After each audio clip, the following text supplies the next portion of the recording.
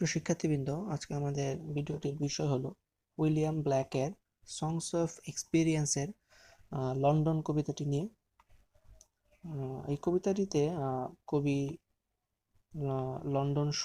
তৎকালীন লন্ডন শহরের মানুষের যে দুঃখ কষ্ট এবং লন্ডন শহরের কিছু খারাপ দিক আসলে এখানে তুলে ধরা হয়েছে।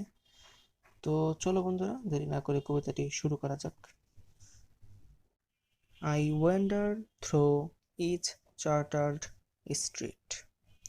তো আই ওয়ান্ডার, আমি ঘুরেছিলাম। ওয়ান্ডার অর্থ হলো যে ঘোরা বা চলাফেরা করা। থ্রু ইচ চার্টার্ড স্ট্রিট, প্রতিটি বিশেষ অধিকারপ্রাপ্ত রাস্তায় আমি ঘুরেছি। তো এখানে চার্টার্ড অর্থ হলো যে অধিকারপ্রাপ্ত এরকম। তো I wandered through each chartered street, যে প্রতিটি বিশেষ অধিকারপ্রাপ্ত রাস্তায় আমি ঘুরেছি। Near where the chartered Thames does flow, লন্ডনে যে টেমস নদী এর আশেপাশে যে রাস্তাগুলো রয়েছে আমি সেখানে ঘুরেছি। And mark in every face I meet, এবং আমি প্রতিটি মানুষের মুখে খেয়াল করেছি marks of weakness, marks of woe, প্রতিটি মুখের মাঝেই আমি একটি দুর্বলতা এবং কষ্ট মার্ক করতে পেরেছি বা খেয়াল করতে পেরেছি। তো এই স্ট্যান্জাতে স্পিকার বলছে যে সে লন্ডন শহরের যে টেমস নদী তার আশেপাশের বিভিন্ন জায়গায় সে ঘুরেছে, আর প্রত্যেকটি মানুষের মুখে সে শুধুমাত্র দুর্বলতা এবং কষ্টই খেয়াল করতে পেরেছে।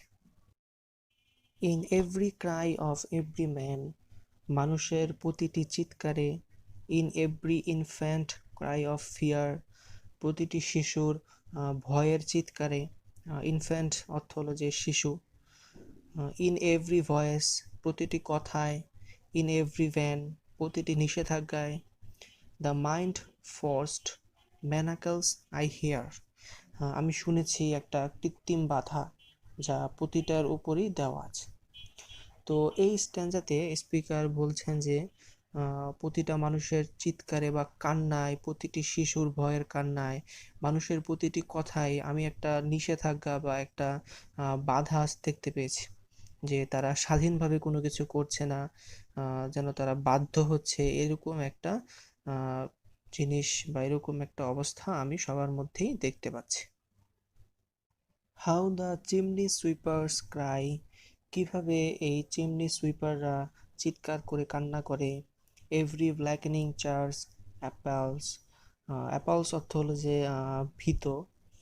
তো ব্ল্যাকেনিং অর্থ হলো যে ক্ষয়িষ্ণু, মানে শেষ হয়ে যাওয়ার মতো অবস্থা এরকম। তো এভরি ব্ল্যাকেনিং চার্চ অ্যাপালস, প্রতিটি ক্ষয়িষ্ণু চার্চগুলো ভীত, অর্থাৎ চার্চের যে রীতিনীতি আছে বা চার্চের যে ম্যানার আছে তা আজ ক্ষয়িষ্ণু বা শেষ হয়ে যাওয়ার মতো অবস্থায়। অ্যান্ড দ্য হ্যাপলেস সোলজার সাই, এবং অসহায় যে সোলজার, যে যোদ্ধারা, তাদের দীর্ঘশ্বাস। তো এখানে হ্যাপলেস বলতে পারে যে অসহায়, অসহায় সোলজার, ঠিক আছে। Runs in blood down palace walls, রাজপ্রাসাদের দেওয়াল দিয়ে তাদের রক্ত গড়িয়ে পড়ছে। তো এই স্ট্যান্জাতে স্পিকার বলছে যে সে যখন লন্ডনের স্ট্রিটগুলোতে ঘুরছিল তো তখন সে চিমনি সুইপারদের কান্নার শব্দ শুনতে পেয়েছে। তারপর তিনি দেখতে পেয়েছে যে চার্চগুলো রয়েছে সেগুলো রীতিনীতি, তাদের ম্যানার আস্তে আস্তে শেষ হয়ে যাচ্ছে, এবং অসহায় সোলজার যারা রয়েছেন তাদের যে কষ্টের অবস্থা সেটা তিনি দেখতে পেয়েছেন। But most through midnight streets, কিন্তু অধিকাংশ সময় যখন আমি মিড নাইটে অর্থাৎ রাত্রিবেলা রাস্তায় যাতায়াত করতাম, আই হিয়ার, আমি শুনেছি, হাউ দ্য ইউথফুল হারলোটস কার্স, কীভাবে যুবতী পতিতারা অভিশাপ দিচ্ছে। তো হারলোটস অর্থ হলো যে পতিতা, prostitute. Blast the new born infants tear, আর এই পতিতাদের ধারা যে নতুন শিশুর জন্ম হয়েছে তাদের কান্নার যে চিৎকার তাও শুনতাম। And blights with plagues the marriage hearse, hearse অর্থ হলো যে শবযাত্রা বা মৃত্যুর যাত্রা। তবে এখানে এটা মৃত্যুর যাত্রা বোঝাচ্ছে না, এখানে আসলে বিয়ে ভাঙ্গার যে অবস্থা সেটা বোঝানো হচ্ছে।